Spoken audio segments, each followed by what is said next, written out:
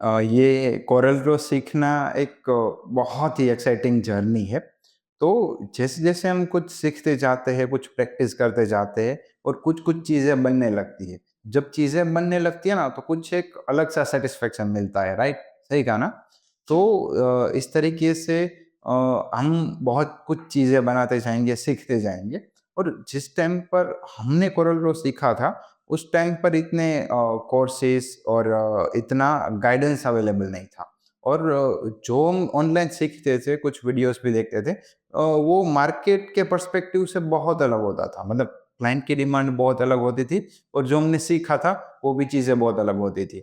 तो हम ये जो कोर्स बना रहे हैं ना, उसमें बहुत सारा अपना पर्सनल टच ऐड कर रहे हैं और हम हर एक चीज़ आपको सिखाना चाहते हैं, जो सब चीज़ें हमने सीखी है 7 सालों में, राइट? तो चलिए शुरू करते हैं। मैं हूँ दिलीप सतवारा और डिज़ाइन्स लाइव में आपका फिर से एक बार स्वागत है।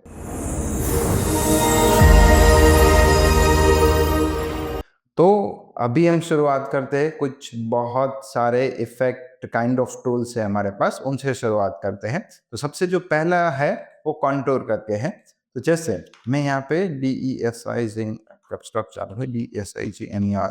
तो मैं यहाँ पर डिज़ाइनर करके लिख रहा हूँ और अब मुझे इसको आउटस्ट्रोक देना है या फिर कुछ भी चीज़ें मुझे ऐसी करनी है कि स्ट्रोक देना हो या फिर बॉर्डर देना हो, तो ये कॉन्टूर टूल हम यूज़ करेंगे। तो ये कहाँ मिलेगा अपने को? ये जो शैडो वाला जो टूल है, उसके नीचे कॉन्टूर होगा, राइट? अब कॉन्टूर यूज़ करना है तो मुझे क्या करना है? हमारे जो फ़ॉन्ट है, उसको ड्रैग करना है, राइट? तो उसको मैं कैसे ड्रैग करूँगा? उसके फ़ॉन्ट में से खींच के कहीं पर भी छोड़ दूँगा। अब यहाँ पर ऊपर उसकी जो प्रॉपर्टी बार है, उसमें मुझे यहाँ पर फिल कलर है, तो मैं फिल को मैं लेट्स से रेड कर रहा हूँ अभी और इसको बाहर पिक टूल प्ले कर रहा हूँ। तो देखिए, अगर मुझे कोई भी फ़ॉन्ट हो या फिर कोई भी मेरा शेप हो, ऐसा ज़रूरी नहीं है कि हम इसको फ़ॉन्ट ही यूज़ करें। इसकी जगह पर कोई और भी टूल हम यूज़ कर मतलब कोई और भी कर्व यूज़ कर सकते हैं, कोई शेप भी यूज़ कर सकते हैं। तो ये हो गया मेरा कंटूर। तो फिर से इसको अगर मुझे स्ट्रोक को बढ़ाना है, तो मैंने बढ़ा दिया, राइट? देखिए, तो मेरा इस तरीके से डिज़ाइनर लिखा हुआ आ गया। तो अभी क्या हो रहा है कि ये फ़ॉन्ट और कंटूर इसका जो स्ट्रोक है, दोनों लिंक है। तो अगर मुझे मेरा स्ट्रोक और ये कंटूर दोनों को अलग करना है, तो मुझे प्रेस करना है कंट्रोल के। तो कंट्रोल नहीं, इसको कंट्रोल के, राइट? क्यों नहीं हुआ? क्योंकि मैंने पहले फ़ॉन्ट ही सिलेक्ट किया था। मैं फिर से कंट्रोल ज़ेड करके आपको दिखाता हूँ कि मुझे क्या करना है। ये दोनों चीज़ें यहाँ पर सिलेक्ट हुई होनी चाहिए और फिर जब मैं कंट्रोल के प्रेस करूँगा तो दोनों अलग हो जाएंगे। ये देखिए, ये रेड वाला अलग हो गया और ये टेक्स्ट अलग हो गया। अब मैं ये भी कर सकता हूँ कि टेक्स्ट अलग हो गया है तो उसका मैं दूसरा कोई कंटूर लूँ, मतलब दूसरा ऐसा स्ट्रोक लूँ, राइट? ये देखिए, लेट्स से मैं दूसरा इतना ले रहा हूँ और उसका कलर मैं लेट्स से कोई भी ऑरेंज ले रहा हूँ, राइट? हो गया। अब मैं वापस से पिक टूल पर जाता हूँ और अब मैं डिजाइनर को वापस इन दोनों को सिलेक्ट करके वापस कंट्रोल के प्रेस कर रहा हूँ, तो उससे क्या होगा, ये भी बाहर आ जा रहा है। अब उसके बाद मैं तीसरा लूंगा। ओके, ये देखिए। ओके, अब इसका मैं कलर कर रहा हूँ थोड़ा और येलो, राइट? डन। तो अगर मुझे इस टाइप का कुछ चीज़ें बनानी है, कोई शेप बनाना है, तो मैं इस तरीके से बना सकता हूँ। और अब मैं इन दोनों को डिलीट कर देता हूँ। मैं आपको दिखाता हूँ कि इसका मेन यूज़ क्या है। तो जब ये मुझे ये मेरा कंटूर है, तो फिर से मैं नया-नया टेक्स्ट नहीं, मैं कोई पर्टिकुलर शेप लेकर आपको दिखाता हूँ। जैसे मैं एक रेक्टेंगल ले रहा हूँ और दूसरा भी रेक्टेंगल ले रहा हूँ, तीसरा भी रेक्टेंगल ले रहा हूँ और इन तीनों को मैं कलर करके वेल्ड कर देता हूँ। तो ये हो गया मेरा एक शेप। अब मुझे इस शेप की आउटलाइन चाहिए पर एक पर्टिकुलर डिस्टेंस पर, तो वो कैसे पॉसिबल होगा? इससे। ओके, ये देखिए, मुझे सिर्फ ड्रैग एंड ड्रॉप करना है, राइट? तो मुझे इस टाइप की मेरी आउटलाइन, मतलब यहाँ पर मुझे मेरी आउटलाइन ब्लैक कलर की मिल जाएगी, राइट? अब मैं क्या कर रहा हूँ, इसको कंट्रोल के प्रेस करके दोनों चीज़ों को अलग कर देता हूँ। ये मेरा प्लस साइन और ये दूसरा मेरा कर्व। तो अगर मैं इसको रिमूव भी कर दूंगा तो भी मेरी आउटलाइन मुझे मिल जाएगी सेम डिस्टेंस पे, राइट, है ना। तो अगर आपको कोई सीएनसी मशीन पर काम कर रहे हो या फिर आप कोई लेजर आर्ट के लिए काम कर रहे हो तो उस टाइम पर कॉन्टूर का बहुत ज़्यादा यूज होता है। बाकी नॉर्मल होता है पर इतना ज़्यादा नहीं होता है, राइट। अब आगे सीखते हैं ब्लेंड टूल। तो ब्लेंड टूल में क्या करेंगे, सबसे पहले मैं आपको एक चीज दिखाता हूँ, स्टार। ये हो गया स्टार। ओके। अब मैं एक दूसरा शेप ले रहा हूँ, पॉलीगॉन मेरा। तो यहाँ पर आप देखेंगे तो पॉलीगॉन ऊपर है, स्टार नीचे है। तो मैं स्टार को ऊपर ले लेता हूँ, ड्रैग करके ऊपर आ जाएगा डायरेक्ट। अब मैं लेट्स से स्टार को कर रहा हूँ ऑरेंज कलर और पॉलीगॉन को कर रहा हूँ let's say blue colour, right. तो अब मुझे ब्लेंड टूल कैसे यूज करना है, तो मैं ब्लेंड सिलेक्ट करूंगा कंटूर के नीचे ये। अब मैं उसको एक ऑब्जेक्ट को मुझे दूसरे ऑब्जेक्ट तक ड्रैग करना है और फिर छोड़ देना है। तो जैसे मैंने ड्रैग किया अब देख सकते हैं कि इस तरीके से एक मल्टीपल स्टार्स का फ्लो होते होते होते एक पेंटागन हो गया। अब मैं पेंटागन का कलर लाइट से ब्राउन कर देता हूं तो ऑटोमेटिक पूरी जो सीक्वेंस थी उसका भी कलर चेंज हो जा रहा है ना। अब ये जो मेरा स्टार है तो उसमें मुझे यहाँ पर ऑप्शंस मिलते हैं। ये मेरा जो एज है कॉर्नर तो वो कितनी शार्प रखनी है। स्टार में अगर मैं यहाँ पर 20 कर दूंगा तो स्टार कुछ इस तरीके से हो जाएगा और ओरिजिनल स्टार ये है। तो मैं उसकी ये जो कॉर्नर है उसको मैं छोटे बड़े मोटे कर सकता हूँ। अब मैं इसके जो ये जो 5 साइड थी उसकी जगह पे 6 साइड भी कर सकता हूँ, 5 भी कर सकता हूँ, राइट। तो मैं वापस 5 कर देता हूँ, है ना। तो इस तरीके से मैं कर सकता हूँ। अब मुझे अलग अलग ये लोग ऑप्शन देते हैं। तो जब मैं एक स्टार को सिलेक्ट करता हूँ तो स्टार होता है और जब मैं ये पेंटागन को सिलेक्ट करता हूँ तो पेंटागन होता है। पर जब मैं बीच में क्लिक करता हूँ तो पूरा मेरा ब्लेंड ओपन होता है, राइट। तो ब्लेंड में मुझे यहाँ पर एक अलग अलग स्पेक्ट्रम मिलते हैं, कलर वाले स्पेक्ट्रम। क्लॉकवाइज ब्लेंड करना है ये देखिए मुझे ऑटोमेटिक मेरे सारे कलर के ब्लेंड उसमें आ जाते हैं। और ये भी है कि काउंटर क्लॉकवाइज ब्लेंड, तो इसमें भी पीछे से उस तरीके से ग्रेडियंट आएंगे, बराबर। तो ये सारे अपने आप हमें ऐसे स्पेक्ट्रम दिए जाते हैं। अब ये क्या है कि मुझे मेरा जो ऑब्जेक्ट है उसको मैं स्विफ्ट कर सकता हूँ, यानी कि एक साइड भीड़ हो जाएगी, सारे ऑब्जेक्ट की पेंटागन के साइड भीड़ हो गई। अब मुझे अगर मैं इसको उस साइड पे बायस करता हूँ तो सारे ऑब्जेक्ट से बीच वाले उसकी स्टार की साइड भीड़ हो जाएगी, है ना, राइट। अब उससे आगे बढ़ते हैं, यहाँ 0 0 रखेंगे तो 0 0 हो जाएगा। तो ये था हमारा ब्लेंड टूल, राइट। डन। अब आगे बढ़ते हैं। ब्लेंड टूल का एक दूसरा यूज है तो मैं आपको दिखाता हूँ। जैसे मैं ये स्पाइन टूल ले रहा हूँ, बराबर। तो मैं भी स्पाइन टूल अभी तक नहीं आया हुआ होगा, मुझे याद नहीं है। तो स्पाइन टूल में क्या होता है, एक जगह पर क्लिक करो, फिर दूसरी जगह पे, फिर तीसरी जगह पे। तो ये क्या करता है कि अपने आप लाइंस एकदम स्मूथ बना देता है, राइट। मैंने इसको कर दिया कोई भी कलर, लेट्स से मैं इसको ऑरेंज कलर कर देता हूँ और इसका स्ट्रोक में 2 कर देता हूँ। अब सेम मैं इसको रोटेट करते एक दूसरी लाइन ले रहा हूँ और दूसरी लाइन का मैं कलर ले रहा हूँ ब्लू, राइट। अब दोनों को मैं रोटेट करके थोड़ा सीधा कर देता हूँ। तो ये मेरे दो ऑब्जेक्ट है, बराबर। तो मैं कोई भी सिलेक्ट करूंगा, ब्लेंड टूल लूंगा और ब्लेंड टूल करके मुझे क्या करना है, दोनों को एक दूसरे के साथ कनेक्ट करने हैं। ये हो गया, देखिए यहाँ बहुत मस्त। मैं इसका स्ट्रोक कम भी कर सकता हूँ, लेट्स से 2 की जगह पे 1 कर देता हूँ तो थोड़ा ज़्यादा अच्छा रहेगा।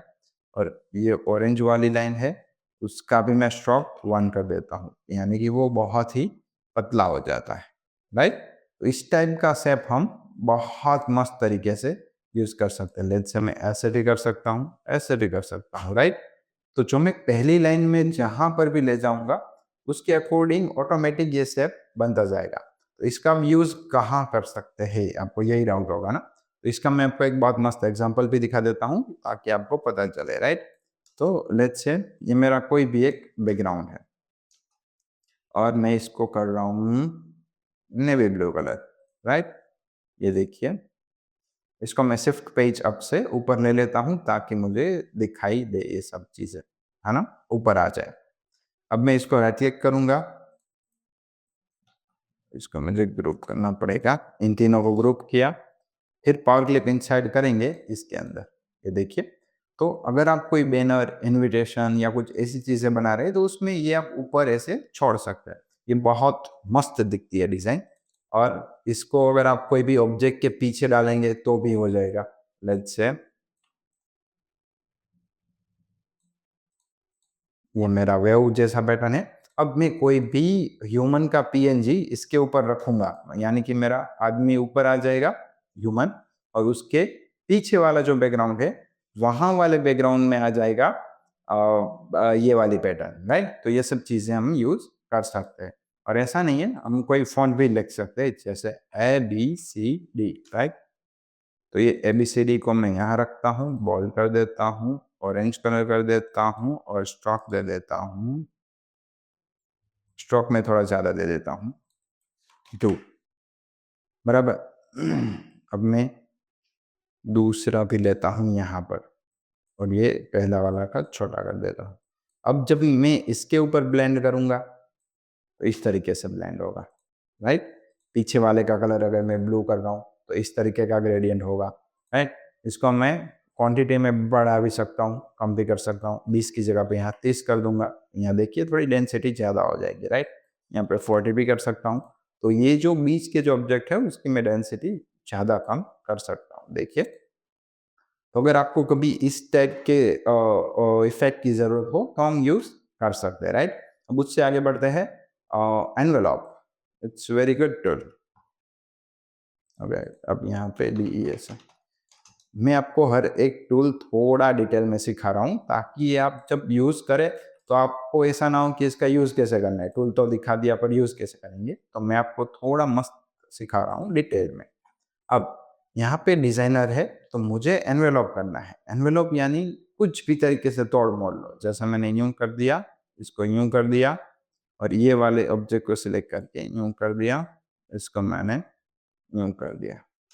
तो अगर मुझे इस टाइप का कोई फील देना हो या फिर कहीं पे रैप करना हो फॉन्ट को, तो मैं इस तरीके से कर सकता हूँ। फॉर एग्जांपल मैंने ये लिया है, तो इन दोनों ऑब्जेक्ट को सिलेक्ट करके मैं अगर इस तरीके से लेता हूँ तो आप देख सकते हैं ना, थोड़ा वेवी टाइप। और अगर मैं इससे और भी ज़्यादा नीचे कर देता हूँ, इसको भी नीचे कर देता हूँ, तो अगर मुझे कहीं रैपिंग में यूज़ करना है, जैसे बोतल के आजू बाजू में फॉन्ट को लपेटना है, जो प्लास्टिक की बोतल होती है, तो इस तरीके से आप फॉन्ट यूज कर सकते हैं। इसको बोलते हैं एनवेलप, राइट। अब उसके बाद है एक्सट्रूड, एक्सट्रूड। तो ये जैसे मेरा स्टार हो गया, राइट। तो इस स्टार को, नहीं मैं आपको स्टार नहीं दिखाऊंगा, मैं आपको दिखाऊंगा एक बहुत मस्त चीज ताकि आपको आइडिया आए। तो मैं आपको प्रैक्टिकल यूज ही सिखाऊंगा। तो मैं इसको पहले लॉक कर रहा हूँ। अब मैं यहाँ पे लेटर 1 लिख रहा हूँ और 1 को बड़ा कर देता हूँ, राइट। इसको बोल्ड भी कर देता हूँ।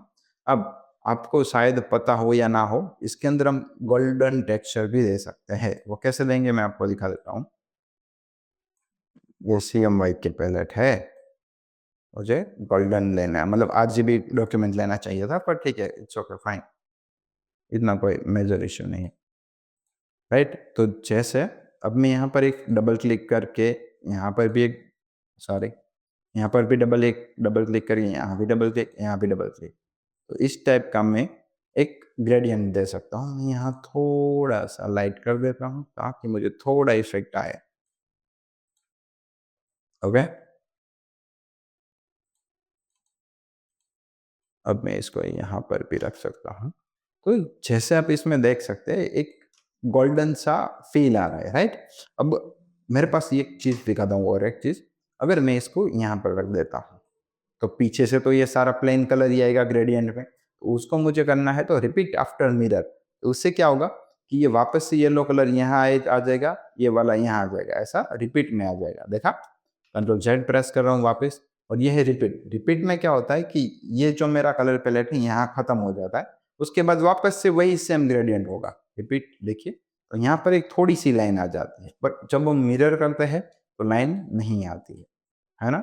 ओके, तो मैं यहाँ पर एक गोल्डन टेक्सचर दे रहा हूँ, और इसको मैं लेट्स से आउटलाइन दे रहा हूँ, नहीं दे रहा अभी फिलहाल, ठीक है।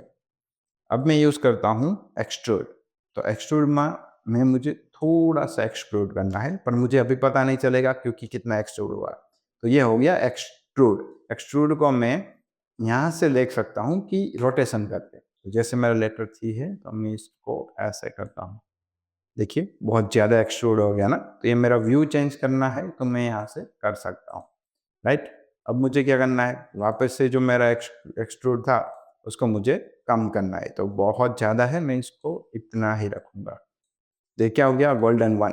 अगर आप कोई कंपनी की एनिवर्सरी की, फर्स्ट एनिवर्सरी की पोस्ट बनाते हैं और कोई बर्थडे की पोस्ट बनाते हैं, कुछ सेलिब्रेशन 1 ईयर का होता है कंपनी का, ऐसा वैसा, तो उसके लिए हम क्या कर सकते हैं, ये गोल्डन वाला इस टाइप का वन बना सकते हैं। और बेस्ट चीज़ क्या है पता है, हम इसकी ऑब्जेक्ट टाइप फाइल बना रहे हैं, तो हम किसी भी एंगल में उसको रोटेट कर सकते हैं यहाँ से।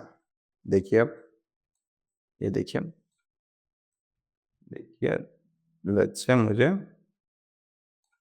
से मुझे इस तरीके से रखना है 1, तो मैं इस तरीके से 1 रख सकता हूँ, देखा।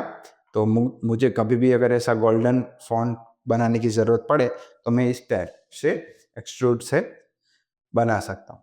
अब यहाँ पर जब मैं एक्सट्रूड को ही सिलेक्ट करता हूँ तो मुझे यहाँ पर ऑप्शंस मिलते हैं कलर्स के। तो मैं यहाँ पर पीछे जो ब्लैक है उसकी जगह पे पिंक भी कर सकता हूँ।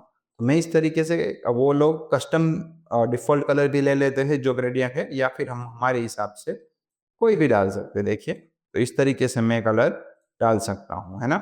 और मैं कंट्रोल Z प्रेस करके वापस भी आ सकता हूँ। अब एक्सट्रूजन बेवल्स, बेवल्स क्या है कि इसको ऐसा थोड़ा 3D वाला इफेक्ट देंगे, है ना? 3D वाला यानी कि जो 1 लेटर है तो उसकी जो एजेस होंगी सारी, तो उसको थोड़ा सॉफ्ट कर देंगे, राइट? जैसे आप यहाँ पर देख रहे हैं, देखिए, यहाँ पे देख रहे हैं आप ऐसा कि थोड़ा ऐसा एजेस कटा हुआ है। तो बेवल्स को मैं ज़्यादा भी कर सकता हूँ, कम भी कर सकता हूँ, और कितने डिग्री पे है वो भी मैं कर सकता हूँ। तो लेट्स से इसमें 0.3 कर देता हूँ, देखिए, है ना? आपको फ़ील आ रहा है ना कि उस टाइम पे थोड़ा ऐसा मस्त चकाचक शेप दिया हो वैसा। ओके, तो मैं इसको बेवल्स को हटा देता हूँ फिलहाल। अब मैं क्या करता हूँ, लाइटिंग भी ऐड कर सकता हूँ। तो एक लाइटिंग मैंने यहाँ पर ऐड करी हुई है, लेट्स से मैं यहाँ ऐड करता हूँ। इस लाइटिंग को मैं मूव करता हूँ यहाँ पर।